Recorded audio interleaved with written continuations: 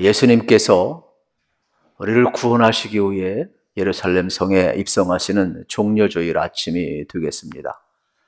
호산나 호산나 외쳤던 백성들, 지금 우리를 구원하셔서 외쳤던 백성들, 어떻게 보면 그 감격이 여러분 우리에게 참 영원했으면 좋겠다, 이러한 생각을 하고 있습니다.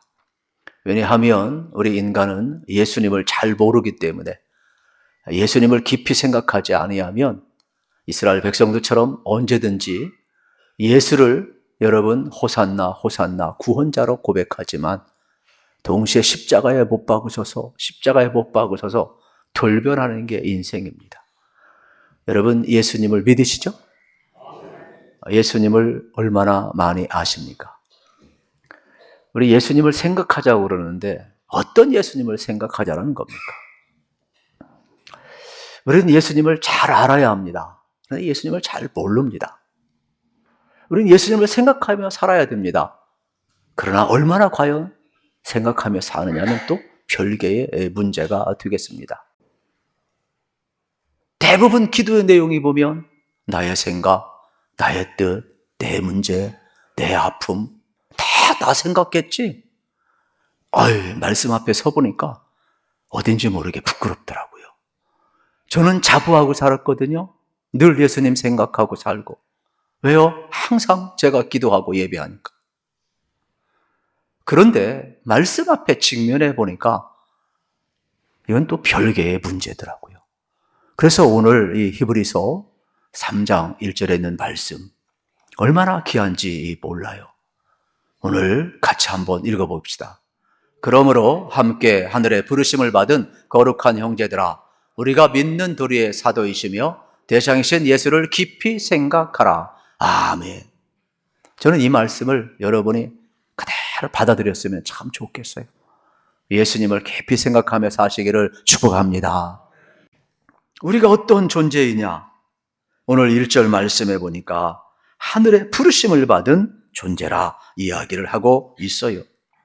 그러면 하늘의 부르심을 받았다는 것은 뭐냐? 여러분, 우리의 소속이 천국이라는 거예요. 하나님의 나라라는 거예요. 우리가 가야 할 곳이 어디냐? 하나님의 나라예요. 우리는요, 하나님 앞에 부름받은 귀한 여러분 성도고 존재 아니겠습니까? 그런데 우리의 현실은 어떻습니까? 우리의 소속이 하늘이라 할지라도 우리는 이 땅에 살고 있어요. 이 땅은 어떠한 곳입니까? 거짓과 여러분 혼탁함이 난무하는 곳, 인생의 공허함과 허무함이 난무하는 곳이에요. 심지어 여러분 우리 속에 죄악이 또 얼마나 불확실함이 엉켜있는 공간인지 모릅니다. 여전히 죄와 사망이 종노릇하고 있음을 우리는 보게 되는 것입니다. 그런데 또 하나 우리를 뭐라고 이야기하느냐? 거룩한 형제들이라 이야기를 하고 있어요.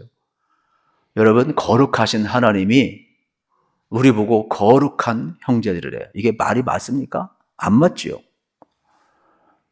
어떻게 인간이 거룩합니까? 하나님이 거룩하다는 말은 맞아요. 근데 인간은 거룩하지 않지요. 그런데 우리 보고 거룩하대요. 왜요? 하나님이 부르셨으니까. 왜요? 하나님이 구별하셨으니까. 원래 교회라는 것은 뭐냐? 성도라는 것은 뭐냐? 헬라어로 에클레시아라고 그래요. 밖으로부터 우리를 불러냈다라는 거예요. 죄와 사망에 있는 우리를 예수 그리스도의 십자가와 부활을 통하여 하나님의 백성으로 불러냈다. 이게 교회고 이게 성도라는 거예요.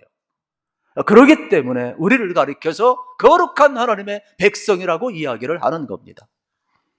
얼마나 여러분 놀라운 말씀이 되겠습니까? 그러므로 우리는 하늘의 초청을 받은 자들입니다.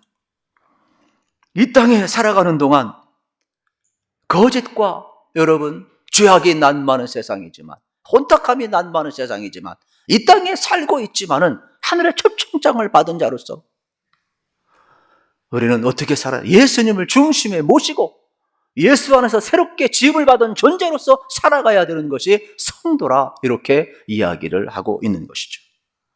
그런데 우리가 어려움을 당하면 어떻게 합니까? 예수님 묵상하기보다는 어려움을 묵상해요. 고난을 묵상해요. 질병을 묵상해요. 문제를 묵상해요. 상황을 묵상해요. 그러다 보니까 예수님 생각은 못해요. 문제는 상황을 묵상하게 되면 절망에 빠지고 좌절에 빠진다는 것입니다. 그래서 오늘 뭐라고 이야기합니까? 예수를 깊이 생각하라는 거예요.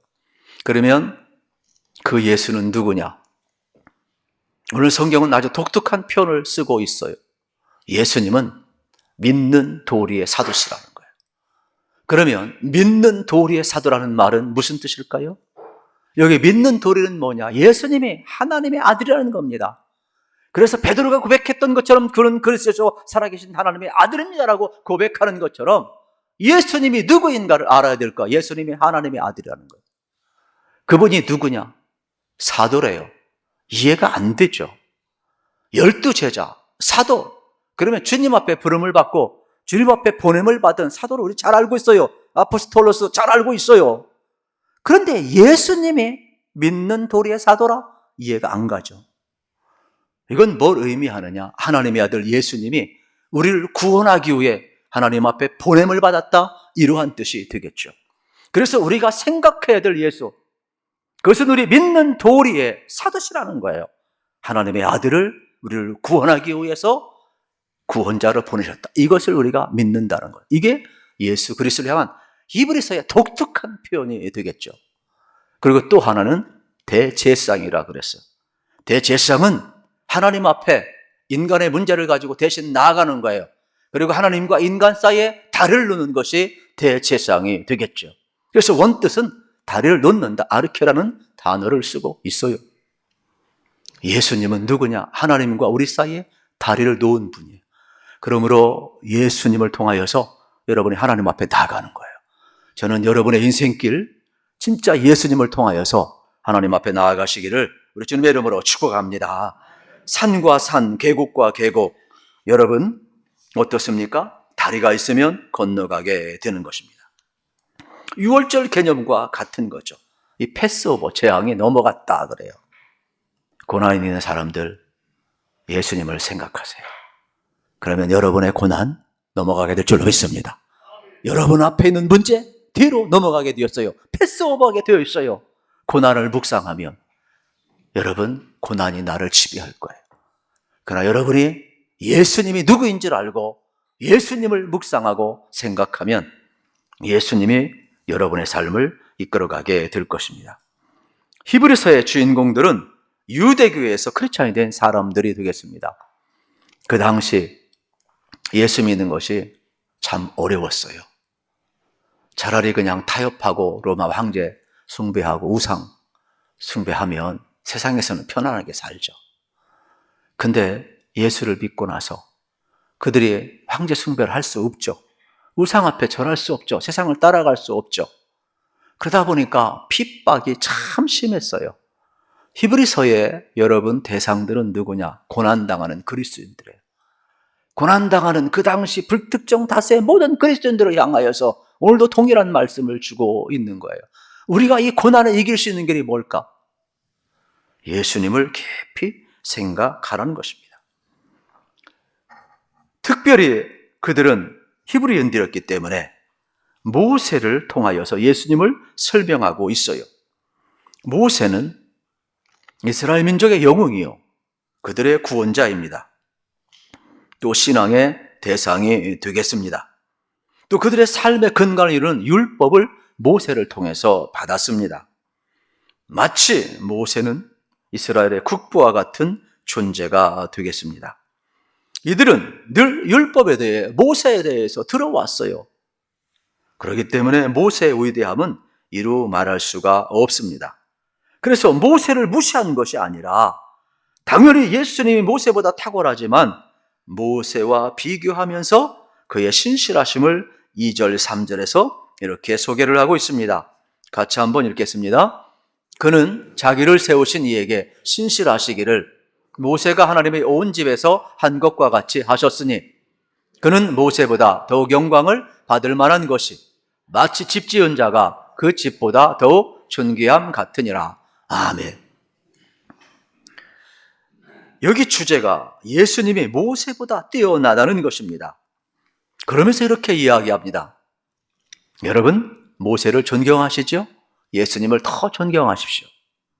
여러분, 모세가 율법을 받은 집 지은 자라면 예수님은 그 집을 지은 주인이 되겠습니다. 여러분, 집도 소중하지만 그 집 지은 주인이 더 소중하지 않습니까? 모세는 집이요, 모세는 피조물이요. 그러나 예수님은 하나님이 천지를 창조하실 때 그 옆에 있었던 성자 예수 그리스도입니다. 이러한 내용의 말씀을 하고 있는 것입니다. 그러면서 뭐라고 이야기하느냐? 모세는 종으로서 충성했지만, 신실했지만 예수님은 하나님의 아들로서 신실하고 충성했다라고 이야기를 하고 있습니다. 피조물로서 하나님 앞에 신실한 모세도 귀하지만 하나님의 아들로서, 구원의 주로서 예수님이 신실하신 것은 급이 다른 것입니다. 이러한 복음을 전하고 있는 내용이 되겠습니다. 그러면서 예수님을 깊이 묵상하고 나가면, 예수님을 붙들고 나가면 흔들리는 신앙 견고히 설 수 있습니다.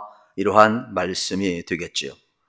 여기서 집이라고 비유했는데 이건 오이코스가 되겠습니다. 영어 성경에 보면 하우스로 나올 수 있고, 그러나 또 하나의 개념 패밀리, 가족이 나올 수가 있게 되겠죠.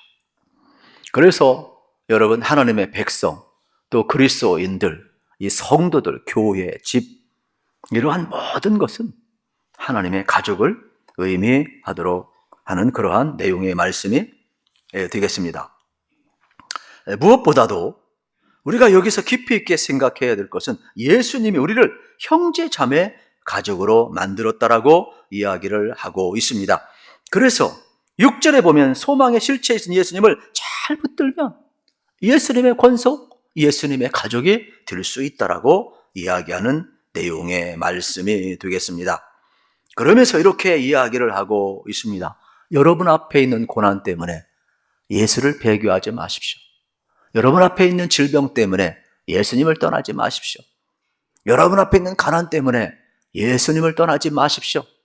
그러면서 여러분들이 예수를 주로 받았는데 그 고통을 뛰어넘지 못하고, 그러면서 뭐라고 이야기합니까? 그럴 때마다, 고통이 올 때마다 예수님을 깊이 묵상하면 고난은 넘어가고 환난을 넘어가는 다리가 예수님이 된다라고 이야기를 하고 있음을 보게 되는 겁니다.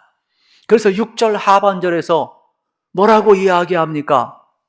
그리스도인들은 예수를 붙들면 확신을 갖고 담대하게 되고 자랑하게 된다는 거예요. 그러면서 자랑을 끝까지 굳게 잡고 나아가라고 말씀하는 내용을 볼 수가 있게 되겠습니다. 자랑을 끝까지 굳게 잡고 나아가라. 여러분, 바울의 신앙을 여기서 또 한 가지 볼 수가 있는데, 예수님을 만나고 나서 모든 것을 배설물처럼 여기고 내려놓죠. 거기 예수를 붙들고 예수를 자랑해요. 십자가를 자랑해요. 저는 말씀 준비하면서 진짜 내가 예수를 얼마나 자랑하는가, 내가 진짜 십자가를 얼마나 자랑하는가 생각을 해봤어요. 그 십자가는 로마인들이 처형하는, 여러분, 죄의 상징이에요. 죽음의 상징이에요. 수치의 상징이에요. 그런데 예수님은 그 자리에서 우리 대신 죽으시고 그 십자가를 통하여서 우리를 구원하시는 놀라운 역사를 이루셨어요. 그래서 구원은 우리에게는 하나님의 능력이 되게 하셨어요. 그래서 바울은 이걸 경험하고 나서, 이걸 체험하고 나서 너무 예수님이 좋은 거예요. 너무 십자가가 좋은 거예요. 여러분이 자발적으로 이 사랑을 알면, 모르는 사람이야 수치로 여기지만, 죄악의 형태이지만, 이걸 아는 사람들에게는 자발적으로 자랑이요, 근지요, 목숨을 걸만하고 내 사랑이요, 내 전부가 되는 거예요. 마음속에서부터 그게 터져 나오는 거죠. 단순한 상징이 아니죠.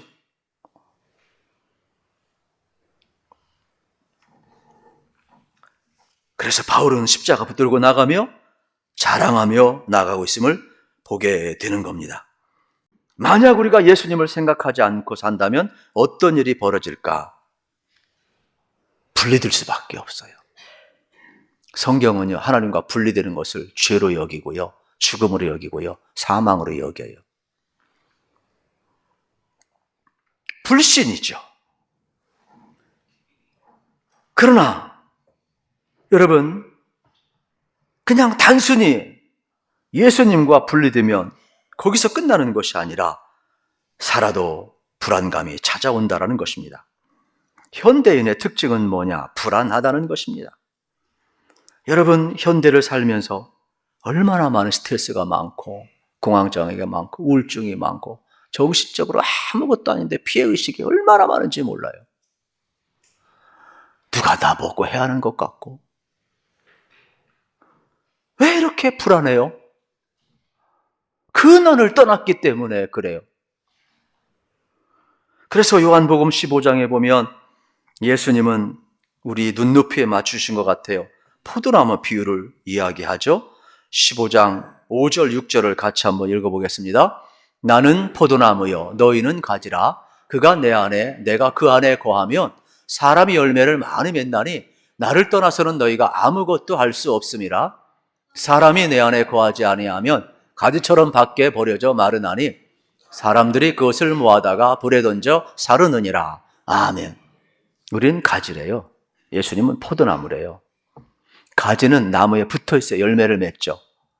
가지가 떨어지면 잘라지면 열매 없어요. 여러분, 우리가 불안한 것은 예수님과 떨어졌기 때문이에요. 우리 아이들이 엄마와 안 떨어지려고 그래요. 왜요? 떨어지면 엄마가 언제 올지 모르거든. 왜요? 옛날 온다 가고 시장 가서 일 보다가 놓쳐가지고 늦게 왔거든. 여러분, 아이들이 분리불안증이 있는 거예요. 우리 아이들 보게 되면은 실질적으로 영화보, 유치보 보면은 잘 안 떨어져요. 그래서 부모님들이 막 쩔쩔매고 뒤에서 예배하고 있는데 어떤 아이들은 잘 떨어져요. 잘 분리가 돼가지고 신뢰를 준 거죠. 어떤 아이들은 초등학교 됐는데도 혼자 못 가 무서워서. 그래서 부모님들도 어떻게 해요? 아이들 데려다 주고 있어요. 또 데려오고. 요즘 세상이 하도 무서우니까. 그게 나쁘다는 것은 아니지만 생각은 해봐야 돼요. 아이들이 지나치게 분리되는 것을 두려워한다는 것은 그는 엄마가 불안하다는 거예요. 엄마가 불안하니까 자녀에게 뭐 해줄 때도 신뢰를 줘본 적도 없고 살아가면서 신뢰를 줘본 적이 없어요. 그 불안이 자녀에게 그대로 전달된 거예요. 이게 일정한 시간에는 훈육이 필요하겠지만 계속 지속적으로 나타난다면 내가 불안한 존재인 것을 알으셔야 돼요. 그래서 먼저 내 문제부터 해결하셔야 돼요. 저는 여러분들이 모든 것의 근본 되신 예수님을 생각하시고 예수님을 좀 붙드시고 예수님 안에서 여러분들이 다시 한번 담대함을 얻으시기를 축복합니다. 아브라함이 어떻게 고향 본토 친척 아베 집을 떠납니까? 하나님을 신뢰하니까 떠나는 거죠. 하나님을 믿으니까 떠나는 거죠. 하나님이 함께함을 믿는 거예요. 평안이 뭡니까? 강한 자가 나와 함께하는 게 평안이에요. 두려운 세상이에요. 그런데 어떻게 내가 평안합니까? 하나님이 나와 함께 하시니까. 오늘 이 땅을 살아가면서 지나치게 염려하고 근심하고 걱정한 사람은 내가 좀 세게 이야기해야 되겠어요. 믿음 없는 사람이에요. 믿음이 있는 사람은 하나님이 나와 함께하기 때문에 담대해요. 예수 믿는 사람들이 왜 담대한 줄 아세요? 주님이 함께하니까. 주님이 함께하니까 평안한 거예요. 너무 불안한 것은 자기만 믿으니까, 자기가 자기를 못 지키니까 불안한 거예요. 다른 사람을 못 믿으니까 불안한 거예요. 그래서 마음이 완고해지는 거예요. 믿을 게 그것밖에 없으니까 얼마나 불안합니까? 그러나 나는 약해도 주님을 믿으면 강한 거예요. 담대한 거예요. 여기서만 마음을 강하고 담대하라가 아니에요. 오늘 우리를 향해서도 마찬가지예요. 저는 여러분들이 예수를 믿는 믿음 안에 온전히 서시기를 우리 주님의 이름으로 축복합니다. 지금 유대에 있던 사람들이 예수를 믿어 크리스찬이 되었는데 로마의 박해가 오고 유대인들의 박해가 오니까 자꾸 배교하게 돼요. 그래서 옛 모습으로 돌아가게 되고 불안하게 되는 것이죠. 그래서 시편 95편 7절 8절에 보면 그는 우리의 하나님이시요 우리는 그의 기르시는 백성이며 그의 손이 돌보시는 양이기 때문이라. 너희가 오늘 그의 음성을 듣거든 너희는 무리바사와 같이 또 광야의 마사에서 지냈던 것과 같이 너희 마음을 완악하게 하지 말지어다.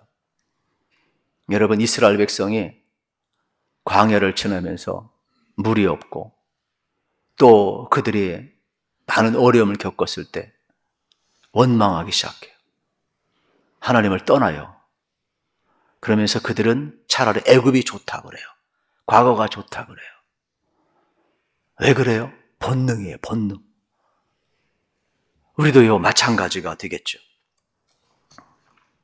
그래서 우리의 삶의 자리는 어떻게 해야 되느냐? 이 완악해지는 것을 막아내야 된다라고 말씀하고 있음을 보게 되는 것입니다. 이번 고난주간 여러분들이 진짜 하나님을 바라보시면서 하나님을 믿고 뒤로 돌아가지 마시고 앞으로 전진해 가시기를 축복합니다. 이게 오늘 정료주일에 주시는 말씀이죠. 또 고난주간에 주시는 말씀이 되겠죠. 우리 속에 예수님이 계시니까, 우리 센터에 예수님이 계시니까 자발적으로 담대함으로 새벽 기도도 하는 거예요. 고난의 길도 가는 거예요. 삶의 길도 가는 거예요. 앞으로 불안하지만 나가는 거예요. 전진해 가는 거예요. 신뢰하니까 나가는 거죠. 그래서 예수 믿는 사람은 강해요. 담대해요. 예수 믿는 사람은요, 어떻게 합니까? 예수를 자랑할 수밖에 없어요. 이게요, 예수 믿는 특징이에요. 그러니까 이 두 가지가 없다면 나는 예수님과 분리되었다고 보시면 되는 거예요. 이게 오늘 바로메타가 되겠죠. 생각하는 것이 나임을 여러분 기억해야 되는데, 불안을 생각하면 불안한 모습이 나예요. 두려움을 생각하면 두려운 게 나예요. 염려를 생각하면 여러분 염려하는 게 나예요. 그러나 예수님을 생각하면 내가 예수로 사는 거예요. 여러분 예수를 생각하면 그 생각하는 것이 여러분의 모습임을 기억하시고 여러분들 예수님을 생각하며 살아가시기를 축복합니다.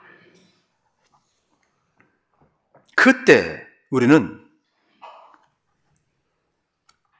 예수님을 굳게 붙들고 살 수가 있음을 우리에게 가르쳐주는 내용이 되겠죠. 예수님을 떠나면 성경은 완고해진다 이야기합니다. 그래서 완고는 나를 믿는 것이고 믿음은 예수님을 믿는 것이라 말씀하고 있음을 봅니다. 13절 이하에 보게 되면 끝으로 공동체 생활하다 보면 이제 피차 권면할 수 있어서 큰 은혜를 받게 된다 이야기를 하고 있어요. 그래서 오이코로스의 교회 피차 권면함으로써 다듬어지고 완고함이 깨진다 이러한 말씀을 하고 있지요. 신앙생활에 왜 공동체가 좋으냐 하면 불편한 점도 있지만 서로 기도해주고 서로 부딪히면서 모난 부분도 깎아지는 것이고 성령님이 또 도와주시고 예수님을 생각하다 보니까 어떻게 됩니까? 우리가 자발적으로 어떻게 돼요? 도우셔서 기도도 해주고 권고도 하고 부딪히기도 하면서 다듬어지기도 하지만 내 안에 성령님이 계셔서 어떻게 됩니까? 내 옛 모습은 내려놓게 만들고 성령님이 도우셔서 자발적으로 예수를 바라보며 예수의 성품을 담게 만들어가는 거예요. 그러니까 이런 절기나 또 이러한 신앙이나 우리가 예배를 통하여서 하나님 앞에 서는 것은 지금 하나님이 나를 어떻게 다듬어 가고 계신 것이죠. 그런 은혜가 지금 우리에게 주어지고 있음을 보게 되는 겁니다. 그래서 히브리서는 끝까지 고난 속에서 믿음을 완주하라 이렇게 권고하는 내용의 말씀이 되겠습니다. 복음의 특징이 뭡니까? 내가 죽고 예수로 사는 것이 되겠습니다. 복음의 특징이 뭡니까? 나의 완고함이 깨지는 겁니다. 그래서 우리가 찬송 부르잖아요. 나 같은 죄인 살리신 주 은혜에 놀라와 잃었던 생명 찾았고 광명을 얻었다. 이게 복음이에요. 복음은 살리는 능력이 있어요. 복음은 여러분을 바꾸는 능력이 있어요. 예수님은 여러분을 살리는 능력이 있어요. 그러므로 여러분 인생길 걸어가시면서 여러분 센터에 예수님 모시고 살아가시기를 축복합니다.